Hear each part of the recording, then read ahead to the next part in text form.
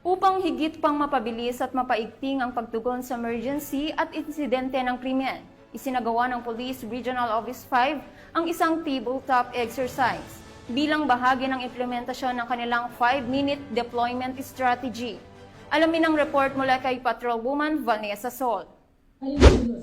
Sa ni PNP Chief Police General Nicolas Torre III para sa mabilis na serbisyo ng pulisya, nagsagawa ang Police Regional Office 5 ng tabletop exercise and conference on the 5-minute response time strategy and deployment plan na ginanap sa Pro 5 Conference Room Camp Brigadier General Simeon A. Ola, Legazpi City, Albay. Ang aktibidad ay pinangunahan ni Police Brigadier General Andre Perez Dizon na nagbigay diin sa kahalagahan ng maayos at napapanahong pagtugon ng pulisya upang matiyak ang agarang aksyon sa mga kritikal na insidente at emergency. Sinuri at ginaya ng mga pangunahing leader sa pagpapatakbo ang mga senaryo upang subukan ang kakayahan ng rehiyon na maabot ang pambansang target na tumugon sa loob ng 5 minuto sa anumang distress call o emergency. Nakatuon ang mga talakayan sa strategic deployment ng mga patrol unit, pinahusay na command coordination at ang paggamit ng geospatial mapping tool para ma-optimize ang mobility at presence. Ang inisyatiba na ito ay sumasalamin sa patuloy na pagpupursige